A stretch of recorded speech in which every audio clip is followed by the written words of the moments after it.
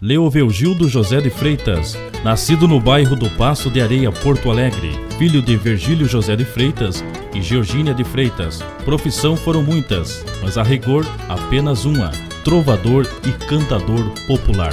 Gildo começou a trabalhar muito cedo. Aos 8 anos já puxava uma carreta carregada com frutas pela vizinhança. Gildo tinha 4 irmãos: Juvenal, Alfredo, João José e Manuel José, e 4 irmãs: Maria Leodorina, Maria Geraldina, Maria José e Maria Esmeraldina, e de longe era o mais esperto. Esteve na escola apenas por 6 meses. A sua professora era a Dona Paulina. A escola era onde é hoje o estádio do São José de Porto Alegre. Desde os 12 anos, volta e meia fugia de casa. Certa vez descobriu uma cancha de carreira em Canoas e se ofereceu para cuidar dos cavalos e depois para cantar e tocar gaita, instrumento que aprendeu a manusear e tocar de ouvido com a gaita do seu irmão Alfredo. Gildo comprou sua gaita de 8 baixos apenas quando tinha 20 anos. Por volta dos 16 anos, já era praticamente imbatível nos versos. Aprendeu com outros trovadores da época, tais como Inácio Cardoso, Genésio Barreto, Zezinho Fagundes e Bena Brabo. Mas seus companheiros de trovas eram Felindro Pinto de Oliveira e Otávio Martim. Aos 18 anos, Gildo de Freitas animava bailes em diversos locais da região metropolitana, e um desses bailes foi interrompido no meio da noite pela polícia. Otávio, 17 anos, amigo de Gildo, responsável pela música juntamente com o Gildo, era um guri esquentado. Reagiu à ordem dos milicos, dizendo que não iriam parar com o som coisa nenhuma. Os PMs não admitiram ter suas ordens não obedecidas. O clima esquentou, garrafas, cadeiras voaram para todos os lados, e Otávio acabou baleado. Ao ver a queda do amigo, Gildo se resolveu entregar. Terminando com as brigas, imaginou que o parceiro receberia atendimento logo. Acabou sendo pior. Dominado, apanhou mais ainda. E ao ser informado da morte do companheiro, resolveu-se tanto que jamais conseguiria encarar um homem fardado sem reagir de forma violenta. Por essas e por outras se diz que Gildo de Freitas, gaiteiro, trovador, poeta popular e um grande brigão, jamais entrou em pé em uma delegacia. Em todas as vezes, foram várias, que fui preso, precisou ser arrastado para a cadeia e por muitos policiais. Gildo de Freitas, ao longo de sua vida, nunca aguentou injustiça sem intervir daquele seu jeito chucro. Assim que se tornou conhecido no meio regionalista, ele se integrou aos comícios de campanha de Getúlio Vargas, Leonel Brizola, João Goulart, Alberto Pasqualini, entre outros ilustres trabalhistas. Passou a usar sua música e seu talento nos desafios de trova, em prol no que ele acreditava. A trova era a arma para defender seu ponto de vista. Gildo era hábil tanto ao falar sobre o que conhecia, como filosofia campeira e boemia, quanto ao abordar assuntos aparentemente estranhos a ele, como o misticismo, fantasmas, o mundo dos sonhos e até o movimento hippie. Exemplo disso é a música Prova de Repentista do LP de Estância e Estância. A música começa com o locutor anunciando Gildo de Freitas e pedindo que a plateia desse o tema para os versos do Gildo. E saltou logo um gaiato pedindo versos para a vovozinha, debochando da capacidade do Gildo em fazer versos para a vovozinha. O locutor partiu na defesa do Gildo, mas como não seria diferente, o Gildo de Freitas disse que faria os versos e cantou para a vovozinha em improviso e deu uma lição no rapaz. Mocinho, preste atenção e tu fala assim, vovozinha, querendo me fazer pouco, porém eu não perdo a linha. Se ela é morta, Deus que dê bom lugar pra esta velhinha. Se ela é viva e me escutar, dê valor pra ideia minha. Palmas do Gildo de Freitas! Assim era Gildo de Freitas, repentista não do Brasil, mas do mundo. O meu pensamento agora vai longe, cruzar a fronteira aos Estados Unidos. E com certeza esta hora também alguém me escuta por ter bom ouvido. Aí o presidente de lá desta terra, que é desse povo bastante querido, esse gaúcho aqui não tem falha. Porém eu quero agradecer as medalhas, e nesse verso fica agradecido. Era o improviso a marca de Gildo de Freitas, e a partir dessa lógica, ele falava e fazia versos sobre o que lhe desse na telha. Em 1941, o Gildo casa com Dona Carminha e passa a ter morada fixa em Canoas, mas continuavam os contratempos com a polícia. Gildo e Dona Carminha tiveram 5 filhos: Jorge Tadeu Neuza de Freitas e Paulo Hermenegildo, José Cláudio e Leoveldildo José. Mas a década de 40 reservava muito sucesso ao Gildo. As trovas aqui do Rio Grande do Sul virou moda a partir de 1930 e dominavam festas, bailes, bares e programas regionalistas de rádio, desde os percussores lançados pelo poeta Lauro Rodrigues até os grandes hits da gaúcha e farroupilha, como o programa de rádio O Grande Rodeio Coringa.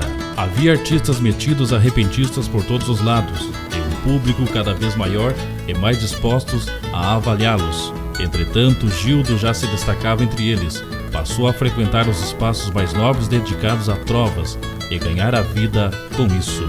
Apesar de estabelecido em Canoas com Carminha, Gildo não costumava passar longas temporadas em casa. Ganhar a vida com trova significava viajar por todo o estado, apresentando-se para o público do interior grande consumidor dos desafios e, de repente, Gaudério. Era frequente Gildo encontrar novos parceiros nas rodas de trova no mercado público da capital, que situava-se próximo aos estúdios da Rádio Farroupilha e servia de ponto de encontro dos músicos regionalistas e com eles partir em viagens Rio Grande adentro. Por volta de 1948 a 1949 desaparece de casa e chega a ser dado como morto na capital gaúcha, mas reaparece na fronteira gaúcha. Em longa temporada passada no Alegrete, mal consegue caminhar com problema de paralisia nas pernas. Em uma comemoração de eleição em Alegrete é carregado em uma cadeira para se apresentar, já que não consegue caminhar. Mas não pediu contato com pessoas ilustres do Rio Grande do Sul e fronteira oeste, como Salgado Filho, Rui Ramos, Dr. Salvador Pinheiro Machado. Salgado Filho gostou tanto do Gildo e de seus versos que lhe prometeu passagens aéreas para qualquer lugar do Brasil, e por causa desse desaparecimento compõe Carta pra Mamãe e Casinha do Pé de Umbu. Em São Borja, em 1950 conhece Getúlio Vargas e entra em sua campanha política, e por essa aproximação a polícia para de perseguir. Depois de ser detido umas 40 vezes ao longo da sua vida, até então, mas orgulhoso por jamais ter entrado em pé em uma cadeia. Em 1953, Gildo conhece Teixeirinha, entre 1927 e 1985, com quem estabeleceu, entre 1955 a 1959, o que o artista mais popular do estado chamaria bem ao seu jeito, de uma parceria completa, dessas em que se mergulha de pé, barriga e cabeça. Sobre essa parceria, Nico Fagundes, apresentador do Galpão Crioulo, em depoimento recente ao jornal Zero Hora, escreveu que um duelo de versos entre Gildo de Freitas e Teixeirinha podia durar horas e muitas vezes ficava sem vencedor. Um depoimento que mostra que Teixeirinha também era um exímio repentista, mas Teixeirinha ficou famoso como cantor e compositor, e Gildo ganhou fama como trovador. Lamentavelmente não existe nenhuma gravação entre estes duelos. Imagine o valor histórico que uma gravação dessa teria hoje. Por volta de 1955 muda-se para o bairro Passo do Feijó e abre seu primeiro bolicho. Com o declínio dos programas de rádio ao vivo, em 1961, o Gildo de Freitas resolve largar a profissão de trovador e resolve criar porcos. Mas como seu talento era para a música e repentismo e não para a criação de suínos, em seguida larga a vida de criador de porco e volta a lidar com trova e músicas. A música Cobra Sucuri, de sua autoria, e que Teixeirinha gravou em um LP de 1963, Teixeirinha interpreta músicas de amigos. Chama a atenção do produtor da gravadora de nome Pereira, e o Gildo é convidado a gravar um disco.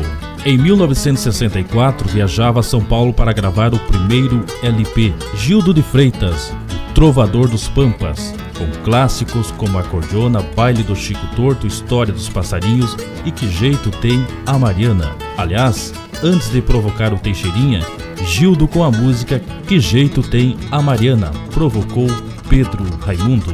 Já em 1965, é lançado seu segundo LP, O Trovador dos Pampas, Vida de Camponês. Entre outras músicas, estava Baile de Respeito, que é a primeira música gravada pelo Gildo em provocação ao Teixeirinha.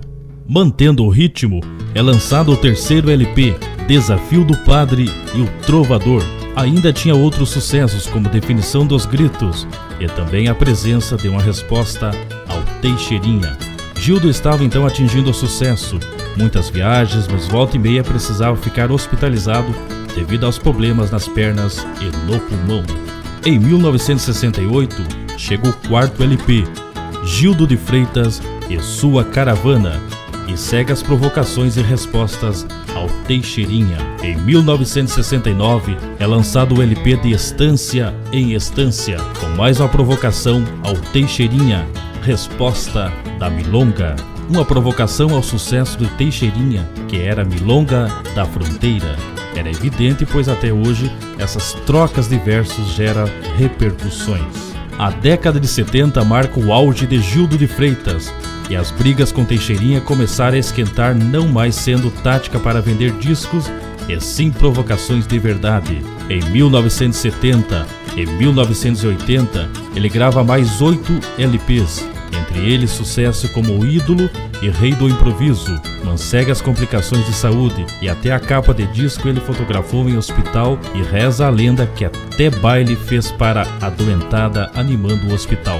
Em 1977, é inaugurada a churrascaria Gildo de Freitas em Viamão, e nesse tempo ainda existia o rodeio Gildo de Freitas, onde os peões tinham que provar que eram bons para ficar em cima dos cavalos, velhacos como Gildo mesmo dizia.